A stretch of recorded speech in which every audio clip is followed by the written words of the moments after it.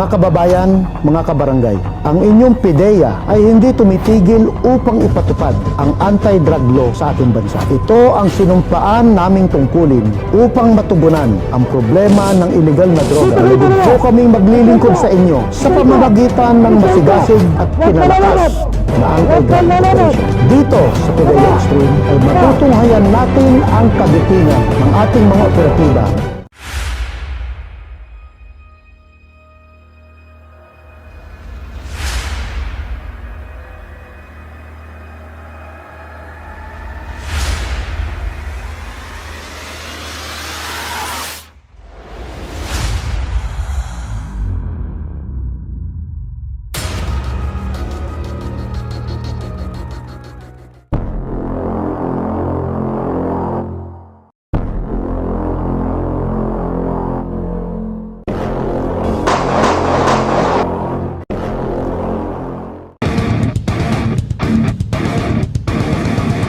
Kabarangay, may mga taong patuloy ang mga pagtutulak ng illegal na droga. Walang dahilan upang maging kampante ang inyong PIDEA, bagkus mas nagiging masigasig ang inyong mga ahente sa pagsugpo ng mga taong ito. Ngayong hapon, dito sa ating episode na ito, makikita nyo kung paano hindi tumitigil ang PIDEA sa pagsugpo ng mga taong hindi tumitigil sa kanilang mga illegal na gawain. Dito sa episode ng PIDEA Extreme.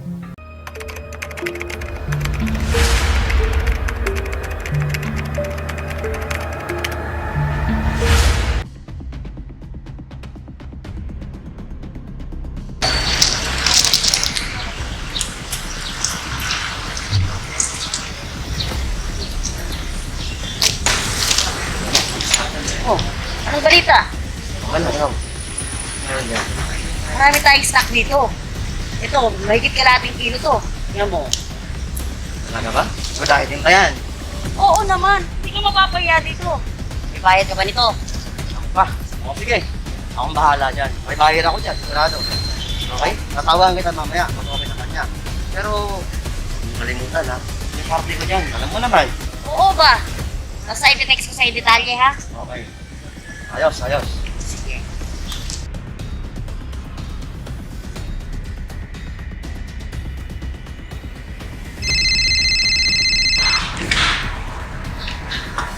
Yes, good morning. Balita. Sir, positive yung mga suspect. Hawak ko yung makikit. Kalahating Okay.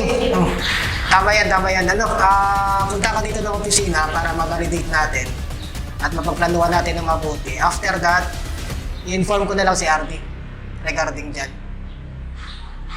Okay. Sige. Ingat, pre. Ingat yan.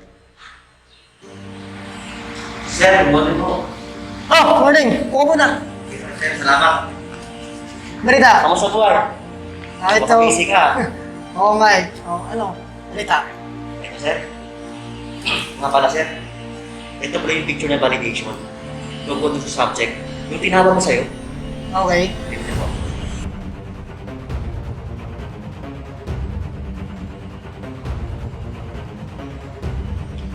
Maganda to, pre. Dito ka lang muna tapos i-report ito kay RD, ha? Sige, sir. Maganda to. Okay.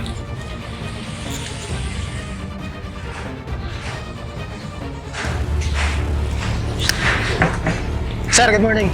Oy, good morning, bro. Sir, ipapakita ko lang sa'yo yung report ng asset natin. Ito.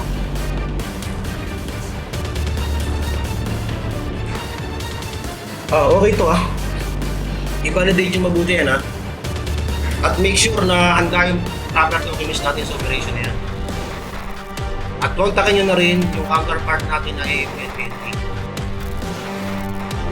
Sige sir, noted sir. Okay, after 2 hours napatawag yung meeting para sa operation na yan. Copy sir.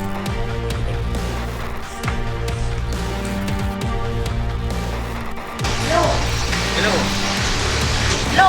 Hello? Oh! Ano balita? Ha? Nagbayad ka na ba? Oo, may confirm na. May buyer na ako. Ngayon, hindi makikita. At anong oras? O sige. Explain ko yan kung plano na. Saan tayo nag-text ko?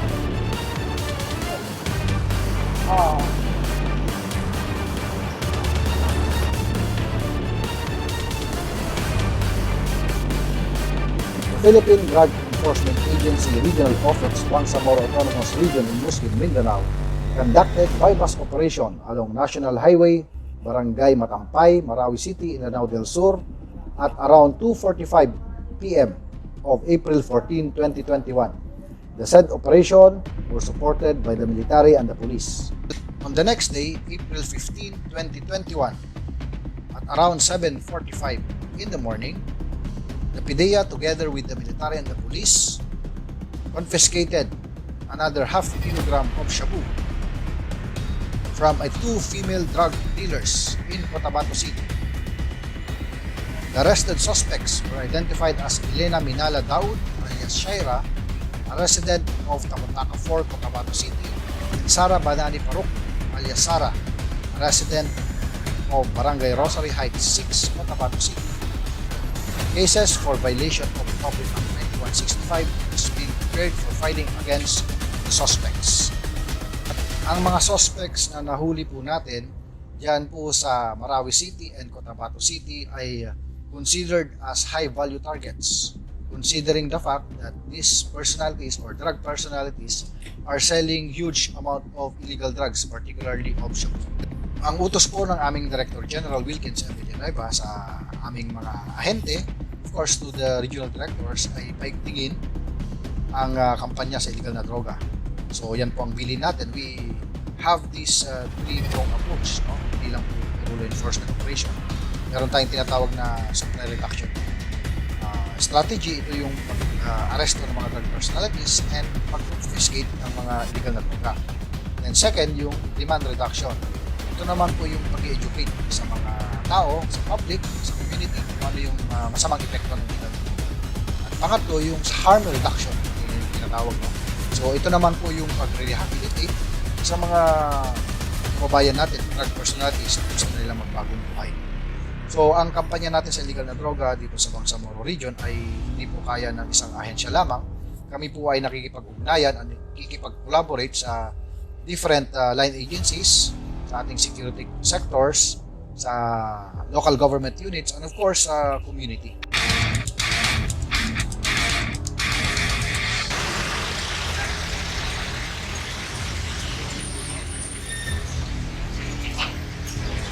Madam, ito na yung bayan natin.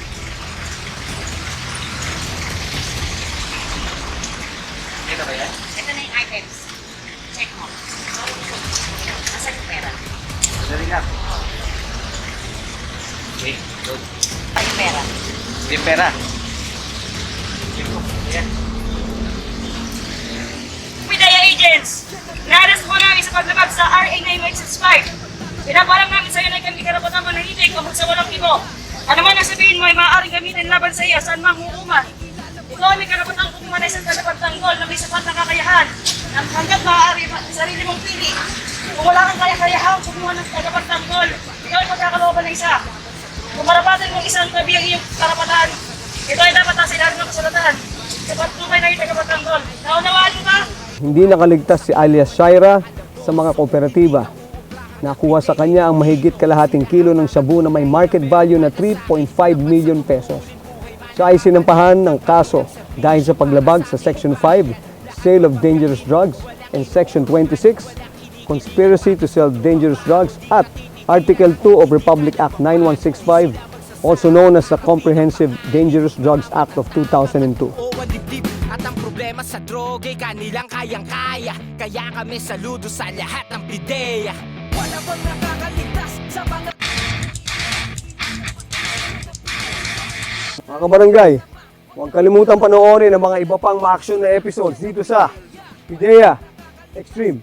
na tinaguri ang kinikilalang batas. Yan ang PIDEA. Kung ang arin mo'y masama, huwag na magtataka dahil nandirito sila. Yan ang PIDEA. Kanilang malupit na tungkulin ay kanilang tutuparin. Sugpuin, hanapin ng droga, kanilang tatapusin. Sa eskinita pumapasok ng walang alinlangan. Lakas loob lang ang sandata at handa makipagsabayan. Sige, napaka pa hanggang ang droga kanilang makita. Laboratorio, dudurugin niya kanilang programa. Walang patatawari kapag ikay nasa kote. Huwag ka nang magpaliwanag, doon ka na lang sa korte. Yung PIDEA pag nagplano ay ibang klase. Mga galawang matitigas nila ay grabe. Hindi alintana sa kanila, mga bata handa nila nilang kalusin na mga taong masasama. Palagi nilang sinasabi na sa droga'y talo ka. Kaya kung ako sa'yo ay maniwala sa pideya, handang mag-uwis ng buhay para sa bayan. Ang buhay nila kapalit ng karangalan. Wala bang nakakaligtas sa mga tinaguri ang kinikilalang batas? Yan ang pideya. Kung hangarin mo'y masama, wag na magtatangka dahil nandirito sila. Yan ang pideya. Wala bang nakakaligtas sa mga tinaguri ang kinikilalang batas? Yan ang pideya. Kung hangarin mo'y masama, wag na magtatangka dahil nandirito sila. Yan ang pideya.